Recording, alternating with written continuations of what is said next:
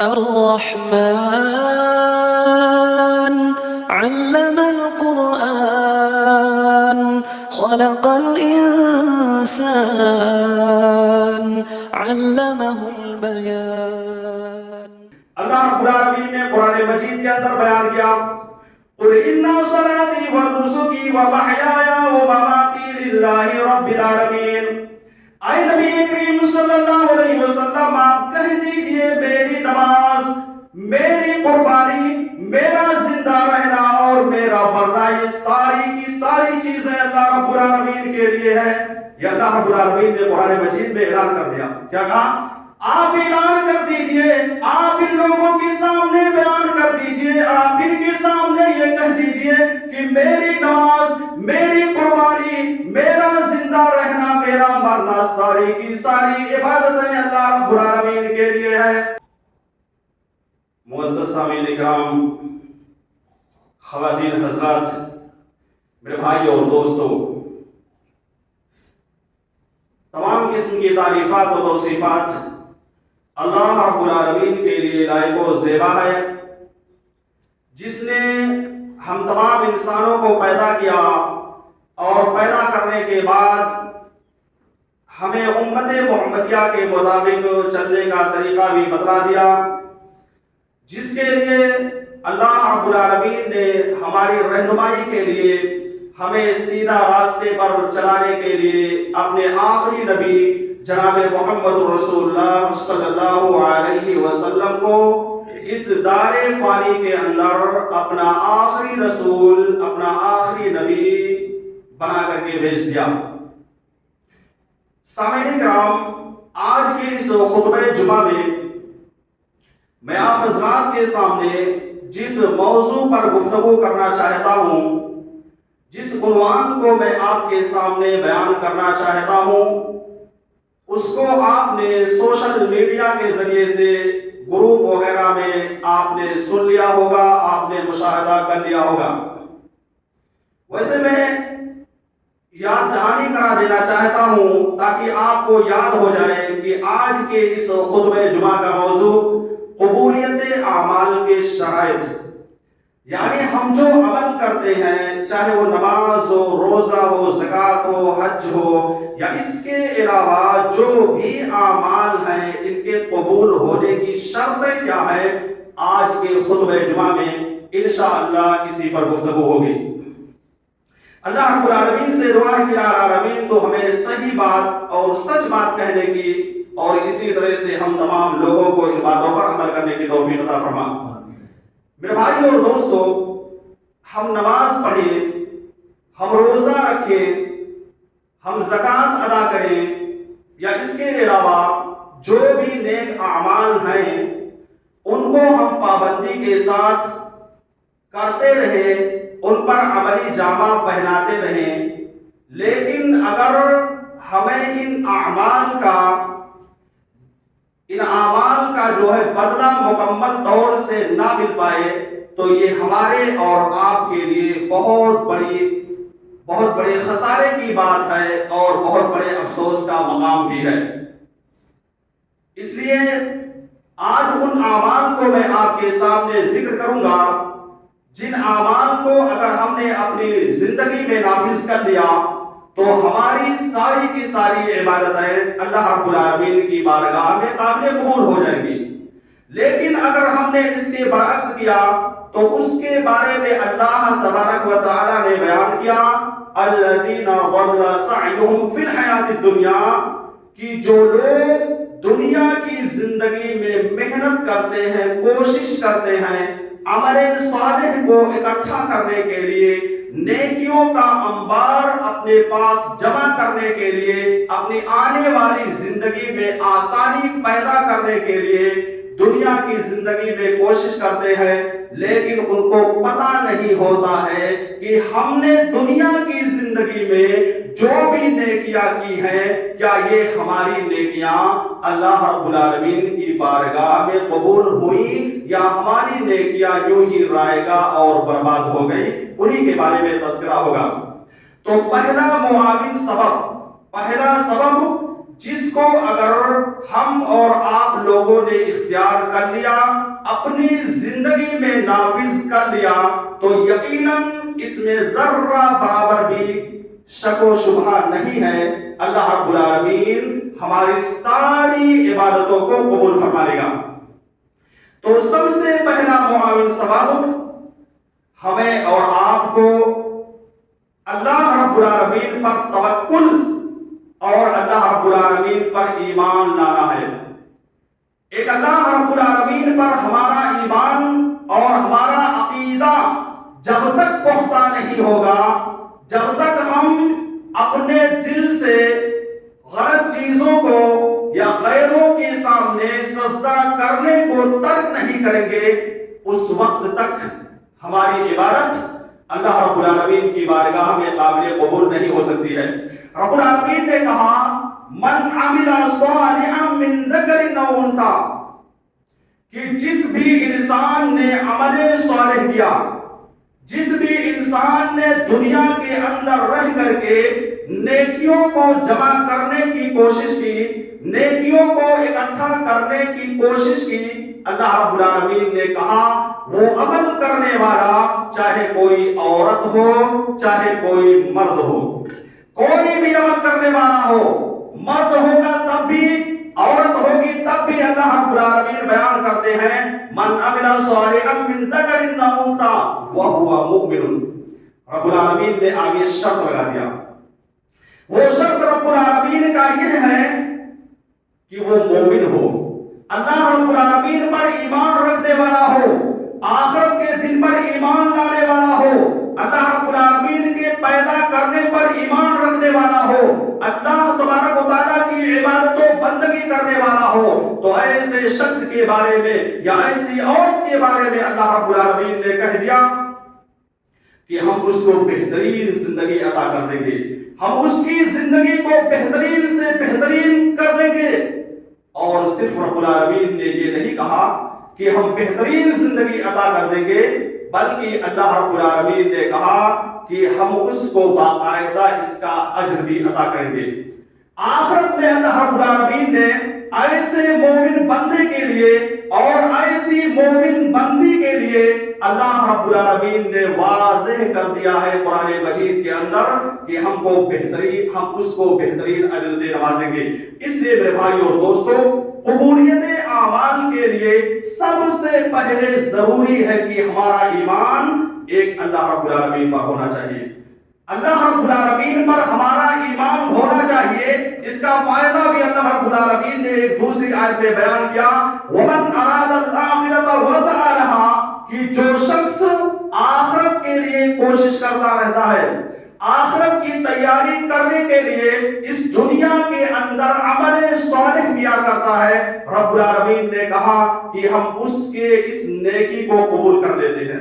یہ جو نیکیاں ہم اور آپ کرتے ہیں، اگر ہمارا ایمان اللہ رب العالمین کے اوپر کامل ہے، مکمل طور سے ہمارا ایمان اگر اللہ رب العالمین پر پایا جا رہا ہے، تو اللہ رب العالمین نے کہا کہ ہم اس کی عبادت کو قبول کر لیتے ہیں، سارے اعمال کو قبول کر لیتے ہیں۔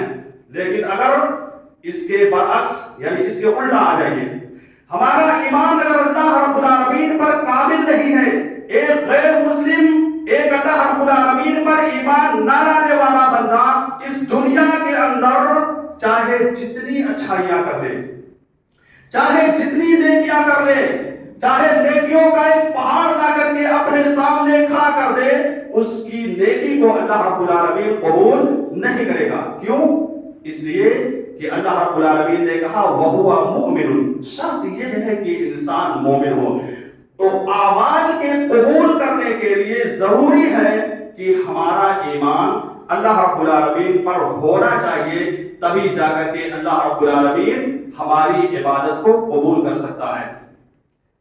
آج جو ہم شکایت کرتے ہیں آپس میں، یہ کہتے ہیں کہ اللہ رب العالمین ہماری دعاؤں کو نہیں سن رہا ہے، ہم اللہ تبارک و تعالیٰ سے بار بار دعا کرتے ہیں، کئی مرتبہ دعا کرتے ہیں، لیکن ہماری دعائیں قبول نہیں ہوتی۔ کیا ہم نے کبھی غور کیا اس کے بارے میں کہ آخر اللہ رب العالمین ہماری دعاؤں کو کیوں نہیں قبول کرتا ہے؟ اگر اس کے بارے میں غور و فکر کریں گے تو آپ کو پتہ چلے گا کہ ہمارا وہ ایمان، جس طرح کا ایمان اللہ رب العالمین پر ہونا چاہیے، آج وہ ایمان ہمارے اندر نہیں پایا جاتا ہے۔ یہی وجہ ہم دعا کرتے ہیں، یقین ہی نہیں ہوتا ہے کہ دعا کر رہے ہیں قبول ہوگا کہ نہیں ہوگا۔ جب یقین نہیں ہوگا تو اللہ رب العالمین آپ کی دعا کو کیسے قبول کر سکتا ہے؟ اس لیے پہلا معاون اور پہلا سبب تھا کہ ہمارا ایمان اور یقین اللہ رب العالمین پر ہونا چاہیے۔ دوسرا سبب اللہ رب العالمین نے بیان کیا کہ اخلاص کا پایا جانا۔ اخلاص، ہم نماز پڑھیں، روزہ رکھیں، زکوٰۃ دیں، حج کریں یا کوئی بھی عمل کریں، ان سارے اعمال کے اندر اخلاص کا پایا جانا ضروری ہے۔ اللہ رب العالمین نے قرآن مجید کے اندر بیان کیا، قُلْ إِنَّ صَلَاتِي وَنُسُكِي وَمَحْيَايَ وَمَمَاتِي لِلَّهِ رَبِّ الْعَالَمِينَ۔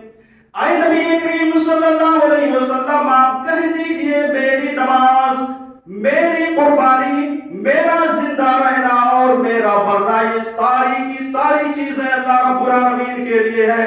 یہ اللہ رب العالمین نے قرآن مجید میں اعلان کر دیا۔ کیا کہا؟ آپ اعلان کر دیجئے، آپ ان لوگوں کے سامنے بیان کر دیجئے، آپ ان کے سامنے یہ کہہ دیجئے کہ میری نماز، میری قربانی، میرا زندہ رہنا، میرا مرنا، ساری کی ساری عبادتیں اللہ رب العالمین کے لیے ہے۔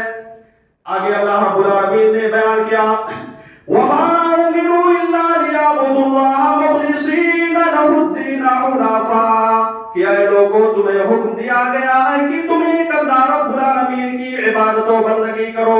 اے لوگوں، اللہ رب العالمین قرآن مجید کے اندر باقاعدہ اعلان کرتے ہوئے کہہ رہا ہے کہ تم ایک اللہ رب العالمین کی عبادت و بندگی کرو، اسی کے لیے اپنے دین کو خالص کر دو۔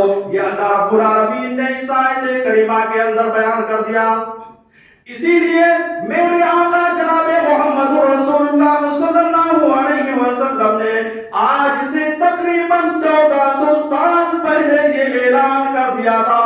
آپ صلی اللہ علیہ وسلم نے 1400 برس پہلے بیان کر دیا تھا، ان اللہ لا ينظر الى اجسامکم ولا الى صورکم ولکن ينظر الى قلوبکم واعمالکم، کہ اللہ رب العالمین تمہاری صورتوں کو نہیں دیکھتا ہے، اللہ رب العالمین تمہارے جسم پر کون سا لباس پایا جا رہا ہے، کس طرح کا تم کپڑا پہن کر کے اس مسجد کے اندر آئے ہوئے ہو، اللہ رب العالمین اس کو نہیں دیکھتا ہے۔ اللہ رب العالمین اس چیز کو نہیں دیکھتا ہے کہ تم کس گاڑی پر چلتے ہو، تمہارے پاس کیسی بلڈنگ پائی جاتی ہے، تمہارے پاس کتنی پراپرٹی پائی جاتی ہے، تمہارے پاس کتنے اولاد موجود ہے، اللہ رب العالمین اس کو نہیں دیکھتا ہے، بلکہ رب العالمین نے صاف طور سے میرے آقا جناب محمد رسول اللہ صلی اللہ علیہ وسلم نے کہا کہ رب العالمین باقاعدہ انسان کے دل کے اندر کیا تقوی اور کیا پرہیزگاری پائی جاتی ہے اسی کو دیکھتا ہے۔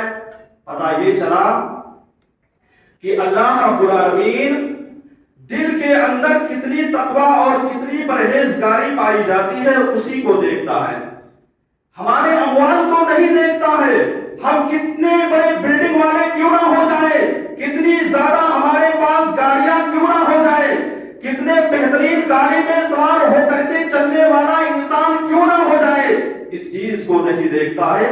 کیا دیکھتا ہے؟ دل کے اندر تقوی اور پرہیزگاری کتنی پائی جاتی ہے۔ یہ اللہ کے نبی صلی اللہ علیہ وسلم نے باقاعدہ بیان کر دیا۔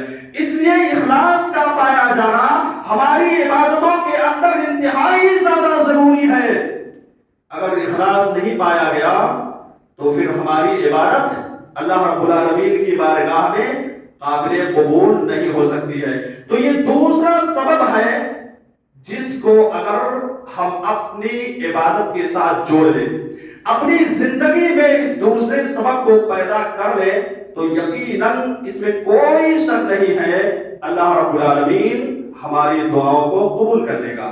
ہمارے جو بھی اعمال ہیں، چاہے وہ نماز کی شکل میں ہے، چاہے روزے کی شکل میں ہے، چاہے وہ صدقات و خیرات کی شکل میں ہے، ان سارے اعمال کو اللہ رب العالمین قبول کرے گا، اس میں کوئی شک و شبہ نہیں ہے۔ تیسرا معاون سبب اللہ کے نبی صلی اللہ علیہ وسلم نے بیان کیا کہ انسان کو ریاکاری سے اجتناب کرنا چاہیے، انسان کو دکھاوے سے بچنا چاہیے۔ कोई भी अमल हो, हम नमाज पढ़ें तो नमाज के अंदर रियाकारी नहीं होना चाहिए। हम सदकात व खैरात मस्जिद के अंदर दे रहे हैं, अपने माल को हम अल्लाह रब्बुल आलमीन की राह में खर्च कर रहे हैं, तो इस माल के खर्च करने के वक्त रियाकारी नहीं होना चाहिए। हम अगर रोजा रखते हैं रमजान का, तो इसके रखने के वक्त भी हमारे अंदर रियाकारी नहीं होना चाहिए। इसी तरह से अगर हम हज करने के लिए जाते हैं, अल्लाह रब्बुल आलमीन ने अगर हमको हज की ताकत दे रखी है, तब भी हमारे दिल के अंदर ये नहीं होना चाहिए कि मुआशरे के लोग, समाज के लोग, गांव के लोग ये कहेंगे लौटने के बाद कि फला आदमी हाजी है, फला आदमी ने हज कर लिया है, उम्रा कर लिया है। इस तरह की चीज हमारे अंदर नहीं होनी चाहिए। गोया कि रियाकारी से अगर हमारी इबादत खाली है, तभी जाकर के अल्लाह रब्बुल आलमीन की बारगाह में काबिल कबूल हो सकती है। ये अल्लाह के नबी सल्लल्लाहु अलैहि वसल्लम ने बयान कर दिया है। मेरे भाई और दोस्तों, आप लोगों ने सही मुस्लिम की एक हदीस, जो कि बहुत ही मारूफ और मशहूर हदीस है, बारहा आपने इसको समाअत किया होगा, सुना होगा। सही मुस्लिम के अंदर उन 3 लोगों का तस्करा मौजूद है जिनके अंदर रियाकारी और दिखलावा पाया जाता था। नतीजा निकलकर सामने ये आया कि अल्लाह रब्बुल आलमीन ने उन तीनों को जहन्नम के अंदर पहुंचा दिया। पहला आदमी शहीद, और शहीद के बारे में आपको मालूम होगा कि जो आदमी शहीद हो जाता है उसके ऊपर जन्नत वाजिब हो जाती है, वो जन्नत के अंदर जाएगा, इसमें कोई शक नहीं है। तो पहला आदमी शहीद होगा जिसको अल्लाह रब्बुल आलमीन की बारगाह में हाजिर किया जाएगा, रब्बुल आलमीन के सामने बाकायदा पेश किया जाएगा। रब्बुल आलमीन उससे नेमतों को याद दिलाएगा, उसके सामने नेमतों का तस्करा करेगा। अल्लाह रब्बुल आलमीन कहेगा, पूछेगा कि तूने दुनिया के अंदर क्या किया। वो आदमी कहेगा कि अल्लाह, मैंने तेरी रज़ामंदी को हासिल करने के लिए, तुझको खुश करने के लिए, तेरे दीन को बुलंद करने के लिए, तेरे दीन को फैलाने के लिए तेरी राह में मैंने जिहाद किया। नतीजा ये निकल कर आया कि मैं शहीद हो गया। अल्लाह रब्बुल आलमीन कहेगा, कज़बता, तूने झूठ कहा, तूने झूठ कहा, तूने जिहाद इसलिए किया था ताकि दुनिया के अंदर जितने भी इंसान पाए जाते हैं या जो लोग तुझको पहचानते हैं, तेरे बारे में ये कहे कि फला आदमी बहुत बहादुर था, फला आदमी बहुत ताकतवर था, वो तो अल्लाह रब्बुल आलमीन की राह में शहीद हो गया। सुन ले, दुनिया के अंदर तेरे बारे में कहा जा चुका है, तेरे अंदर रियाकारी पाई जाती थी, दिखावा पाया जा रहा था। अल्लाह रब्बुल आलमीन अपने फरिश्तों को बुलाएगा, ओ मेरे फरिश्तों इधर आओ। रब्बुल आलमीन हुक्म देगा कि मेरे फरिश्तों, ये जो आदमी अपने बारे में शहादत का दावा कर रहा है, ये जो आदमी कह रहा है मेरे सामने कि मैं अल्लाह रब्बुल आलमीन की रज़ामंदी के लिए, खुशनुदी को हासिल करने के लिए जिहाद किया था, शहीद हो गया था, ऐ मेरे फरिश्तों ले जाओ इस आदमी को मुंह के बल घसीट करके जहन्नम के अंदर दाखिल करके चले आओ। मेरे भाई और दोस्तों, जैसे ही रब्बुल आलमीन का हुक्म होगा, फौरन उस आदमी को चेहरे के बल घसीट करके रब्बुल आलमीन के फरिश्ते जहन्नम के अंदर दाखिल कर देंगे। अब दूसरे आदमी को लाया जाएगा। दूसरा आदमी वो होगा जो आलिम दीन होगा, जिसने दीन का इल्म सीखा होगा, जिसने शरीयत के बारे में नॉलेज और जानकारी को इकट्ठा किया होगा। ऐसे आलिम दीन को अल्लाह रब्बुल आलमीन कल अपने सामने हाजिर करेगा, जो आज दुनिया के अंदर सही मसले को नहीं बताते हैं, जो आज दुनिया के अंदर कुरान और हदीस का गलत तर्जुमा और गलत मफहूम बताते हैं, जो आज दुनिया के अंदर सही बुखारी और मुस्लिम की जितनी हदीसें पाई जाती हैं, जिस पर पूरी दुनिया का इत्तेफाक है, उन हदीसों को छुपा रहे हैं, अवाम के सामने पेश नहीं कर रहे हैं। ऐसे आलिम को रब्बुल आलमीन बुलाएगा, कहेगा कि मैंने दुनिया के अंदर तुझको आलिम बना दिया था, तुझको इल्म से नवाजा था, तो आलिम दीन था, तूने इल्म के मुताबिक कितना अमल किया या कितना अमल करवाया, इसके बारे में सवाल करेगा। फिर उसके बाद वो आलिम दीन कहेगा कि अल्लाह, मैंने तेरी रज़ामंदी को हासिल करने के लिए, तेरी खुशनुदी को हासिल करने के लिए इल्म हासिल किया था, मैंने खुद अमल किया और सही बातों को लोगों के सामने बयान किया। اللہ رب العالمین کہے گا کذبتا، تو نے جھوٹ کہا، تو نے علم اس لیے حاصل کیا تھا تاکہ دنیا کے اندر تجھ کو کہا جائے کہ یہ بہت بڑا عالم ہے، یہ بہت بڑا نالج رکھنے والا ہے، یہ بہت بڑی جانکاری رکھنے والا ہے، یہ بہت بڑا مفتی ہے، یہ بہت بڑا فقیہ ہے۔ اے عالم، جو اپنے بارے میں تو دعویٰ کر رہا ہے، دنیا کے اندر تیرے بارے میں یہ کہا جا چکا ہے۔ رب العالمین اپنے فرشتوں کو بلائے گا، او میرے فرشتوں ذرا ادھر آؤ۔ اللہ رب العالمین کے فرشتے آئیں گے، پوچھیں گے اللہ کیا ماجرا ہے؟ رب العالمین کہے گا یہ آدمی جو اپنے بارے میں عالم دین ثابت کرتا ہے، جو یہ کہتا ہے کہ میں نے تیری رضامندی کے خاطر جو ہے علم دین حاصل کیا تھا، اے اللہ تعالیٰ کہے گا کہ میرے فرشتوں لے جاؤ، اس کے دل کے اندر دنیا میں ریاکاری پائی جاتی تھی، دکھلانا پایا جاتا تھا، دکھانے کے لیے اس نے علم حاصل کیا تھا، اپنے نام کو روشن کرنے کے لیے علم حاصل کیا تھا۔ رب العالمین حکم دے گا کہ لے جاؤ اس عالم دین کو جہنم کے اندر داخل کر کے چلے آؤ۔ رب العالمین کے فرشتے فوراً اس عالم دین کو جو اپنے بارے میں عالم ہونے کا دعویٰ کرے گا، اس کو لے جا کر کے جہنم کے اندر داخل کر کے چلے جائیں گے۔ اب تیسرے آدمی بلائیں گے۔ تیسرا وہ آدمی ہوگا جو مالدار ہوگا، جس کے پاس مال و دولت کا انبار رہا ہوگا، جس کے پاس بہت زیادہ پراپرٹیاں رہی ہوں گی، بہت زیادہ زمینیں رہی ہوں گی، یعنی اللہ رب العالمین نے مال و دولت سے بہترین طریقے سے اس کو نواز رکھا ہوگا، اس کو لایا جائے گا۔ اللہ رب العالمین اس سے سوال کرے گا کہ میں نے تجھ کو مال دیا تھا، تو نے اس مال کو کیا کیا؟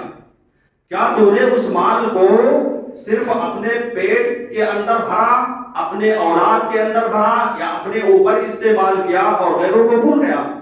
وہ آدمی کہے گا کہ نہیں اللہ، ہم نے ایسا نہیں کیا، تو نے مجھے مال دیا تھا، اس میں کوئی شک نہیں ہے، ہر طرح کی جو ہے آسائش کی چیزیں ہمارے پاس موجود تھی، بہترین بلڈنگ تھی، اچھی خاصی گاڑیاں ہمارے پاس موجود تھی، ہمارے پاس بہترین دکانیں موجود تھی، سب کچھ اللہ تو نے دیا تھا، اس میں کوئی شک نہیں ہے۔ وہ کہے گا کہ اللہ میں نے تیرے راستے میں بہت خرچ کیا۔ اللہ رب العالمین کہے گا کذبتا، تو نے جھوٹ کہا، میں نے تجھ کو مال و دولت عطا کیا تھا، لیکن تو نے اس مال و دولت کو صرف اور صرف اپنے اوپر استعمال کیا، اپنے بال بچوں کے اوپر استعمال کیا، تو نے کبھی بھی اللہ رب العالمین کی راہ میں خرچ نہیں کی۔ اگر مسجد کے اندر اعلان کیا گیا، مسجد کے اندر یہ کہا گیا کہ اپنے محبوب مال کو اللہ رب العالمین کی راہ میں خرچ کرو، لیکن تم نے دنیا کے اندر مسجد کے اندر خرچ نہیں کیا۔ جب تم سے سوال کیا گیا، کہا گیا کہ اپنے محبوب مال کو کسی غریب غربا کے اوپر تقسیم کرو، وہاں پر تم نے تقسیم نہیں کیا۔ یا جو اللہ رب العالمین کے راستے تھے، جس جگہ پر سوال کیا گیا کہ اے مسلمانوں، اے لوگوں، اپنے مال کو اس جگہ پر خرچ کر ڈالو، لیکن تم نے خرچ نہیں کیا۔ اللہ رب العالمین کہے گا اپنے فرشتوں کو بلا کر کے، او میرے فرشتوں ذرا ادھر آؤ، اس مالدار کو جو یہ ثابت کر رہا ہے، جو یہ کہہ رہا ہے کہ اللہ تو نے مجھے مال سے نوازا تھا، اس میں کوئی شک کوئی شبہ نہیں، مجھ کو سب کچھ ملا ہوا تھا، اے میرے فرشتوں لے جاؤ، اس کو جہنم کے اندر گھسیٹ کر کے چلے آؤ، جہنم میں ڈال کر کے چلے آؤ۔ رب العالمین کے فرشتے سوال کریں گے اللہ آخر کیوں ایسا؟ اللہ رب العالمین کہے گا کہ اس کے اندر ریاکاری پائی جاتی تھی، یہ اپنے مال کو خرچ کرتا تھا تو دکھاوے کے لیے، اولا تو اتنا زیادہ خرچ نہیں کرتا تھا، لیکن کبھی خرچ بھی کرتا تھا تو اس کے اندر دکھاوا پایا جاتا تھا، ریاکاری پائی جاتی تھی۔ تو اللہ رب العالمین کے کہنے پر اس کو بھی جہنم کے اندر داخل کر دیا جائے گا۔ تو یہ تین قسم کے لوگ ہیں جن کو اللہ رب العالمین جہنم کے اندر داخل کر رہا ہے۔ ایک شہید کا مقام و مرتبہ کیا ہوتا ہے تو سبھی کو معلوم ہے۔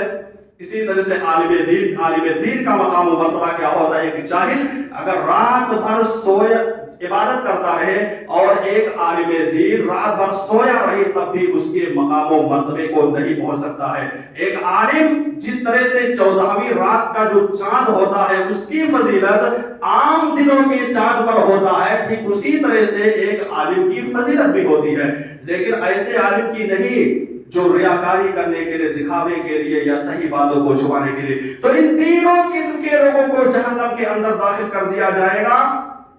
تو پتہ یہ چلا کہ اگر ریاکاری پائی گئی تو ہماری عبادتیں اللہ تبارک و تعالیٰ کی بارگاہ میں قابل قبول نہیں ہوں گی۔ تو ہم کو اگر اپنی عبادتوں کو اللہ تبارک و تعالیٰ کی بارگاہ میں قبول کروانا ہے اور یہ سوچنا ہے کہ ہم جو بھی ٹوٹی پھوٹی عبادتیں کر رہے ہیں اس کو اللہ رب العالمین قبول کرے، تو ریاکاری سے بالکل دور ہونا پڑے گا۔ ریاکاری اور دکھلاوے کی چیزیں اپنے اندر سے ختم کرنا ہوگا۔ آج ہماری حالت کیا ہے، ہم جب کبھی خرچ کرتے ہیں، چاہے مسجد کا مسئلہ ہو یا کسی اور جگہ، تو وہاں پر دل کے اندر فوراً یہ بات آ جاتی ہے، اگر 10-20,000 5,000 دے رہے ہیں تو دل کے اندر یہ بات آتی ہے تاکہ لوگ جان جائیں، پتہ چل جائے کہ فلاں صاحب نے اتنا دے دیا ہے۔ تو یہ دل کے اندر جو چور پیدا ہو رہا ہے نا، یہی ہے ریاکاری۔ آپ دے رہے ہیں 10,000 20,000 50,000 1 لاکھ دے رہے ہیں، لیکن دل کے اندر آپ کے یہ نہیں پایا جا رہا کہ کوئی جان نہ پائے۔ آپ اس کو دل کے اندر رکھیے کہ کسی کو پتا نہ چلے، جس کو میں نے دیا ہے، مسجد کے ذمہ دار کو دیا ہے تو صرف انہی لوگوں کو پتا چلے، کسی اور کو نہ پتا چلے۔ تو اس کے بارے میں کہا جائے گا کہ اس آدمی کے اندر اخلاص پایا جاتا ہے۔ لیکن اگر بیان کرنا مقصد ہوا کہ فلاں نے اتنا خرچ کر دیا، فلاں نے اتنا دے دیا، یہ کام مسجد کے اندر کروا دیا، تو پھر وہ عبادت برباد ہو جائے گی۔ تو ریاکاری سے اجتناب کرنا ضروری ہے۔ آج ہمارے جو اعمال قبول نہیں ہو رہے ہیں، اس کی وجہ یہی ہے کہ ہمارے اندر ریاکاری اور دکھلاوا آ گیا ہے۔ اس لیے میرے بھائی اور دوستوں، اس چیز کو ہمیں اپنے اندر سے ختم کرنا ہے، تبھی جا کر کے اللہ رب العالمین ہماری عبادتوں کو قبول کر سکتا ہے۔ اسی طرح سے ہمیں اپنے اعمال کو قبول کروانے کے لیے ضروری ہے کہ ہم گناہوں سے اجتناب کریں، گناہوں سے ہم بچیں۔ ہماری حالت کیا ہے کہ ہم ایک طرف نیکی کرتے ہیں اور دوسری طرف جا کر کے گناہ کرنے لگتے ہیں، تو اس طرح کی نیکیاں ہماری نہیں قبول ہوں گی۔ ہم یہاں پر نیکی کریں، نماز پڑھیں، روزہ رکھیں، زکات دیں، سب کچھ کریں، اور بغل سے جا کر کے کوئی بڑا گناہ کا کام کرنے لگے، تو اس طرح جو ہے ہماری عبادت قابل قبول نہیں ہوگی۔ تو گناہوں سے بچنا انتہائی زیادہ ضروری ہے۔ جب تک ہم اپنے آپ کو گناہوں سے نہیں بچائیں گے، گناہوں سے اپنے آپ کو روک کر کے نہیں رکھیں گے، تب تک ہمارے اعمال اللہ رب العالمین کی بارگاہ میں قابل قبول نہیں ہو سکتی ہے۔ اللہ رب العالمین ہمارے اعمال کو نہیں قبول کرے گا۔ لیکن اگر ہم گناہوں سے اپنے دامن کو بچا کر کے رکھتے ہیں، روک کر کے رکھتے ہیں، اگر بائی چانس کوئی گناہ ہو گیا تو اللہ سے توبہ و استغفار کرنے کے بعد اور یہ وعدہ کرنے کے بعد کہ اللہ آج میں نے یہ گناہ کر دیا ہے، اب دوبارہ اس طرح کا گناہ نہیں کریں گے، تب جا کر کے اللہ رب العالمین ہماری دعاؤں کو قبول کرے گا۔ آج ہم شکوہ کرتے ہیں، شکایت کرتے ہیں کہ غیر لوگ ہمارے اوپر حاوی ہو رہے ہیں، ہم پر جو ہے ظلم و ستم ڈھائے جا رہے ہیں۔ NRC اور CA کے موقع پر تقریباً 3-4 مہینے تک نماز میں دعائیں مانگی گئی، کیوں نہیں قبول ہوئی؟ کیوں نہیں اللہ رب العالمین قبول کرتا ہے؟ یا اس کے علاوہ جو بھی ہم دعا کرتے ہیں آخر کیوں نہیں قبول کرتا ہے؟ تو یہی ساری کمیاں پائی جاتی ہے کہ ہمارا ایمان اللہ پر نہیں ہے، ہم نماز نہیں قائم کرتے ہیں، ہم نماز تو پڑھتے ہیں مگر اخلاص نہیں پایا جاتا ہے، ہم جو ہے ریاکاری کے لیے عبادتیں کرتے ہیں۔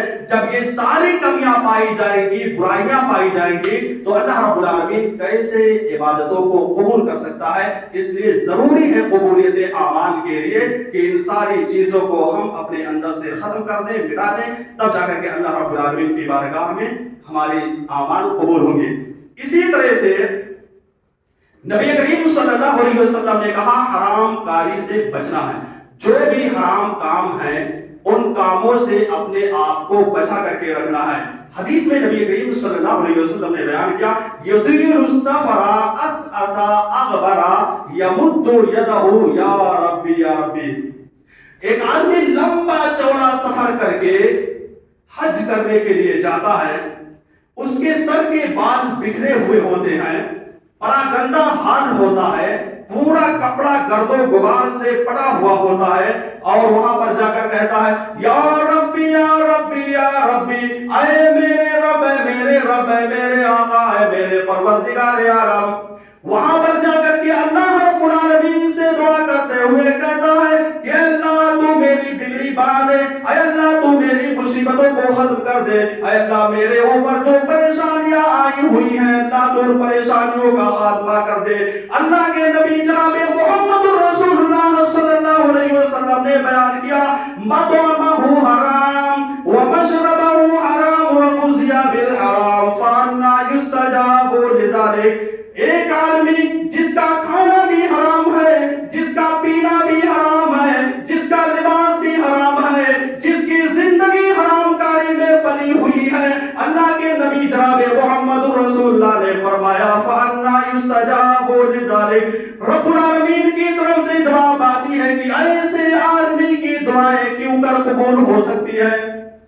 ایسے آدمی کی دعا کو اللہ رب العالمین کیسے قبول کر سکتا ہے جس کی ساری چیزیں حرام کی موجود ہے، لباس بھی حرام کا، کھانا بھی حرام کا، پینا بھی حرام کا، حج کرنے کے لیے بیت اللہ میں گیا ہوا ہے، جو کچھ روپیہ پیسہ لگا ہوا ہے وہ بھی حرام کا ہے۔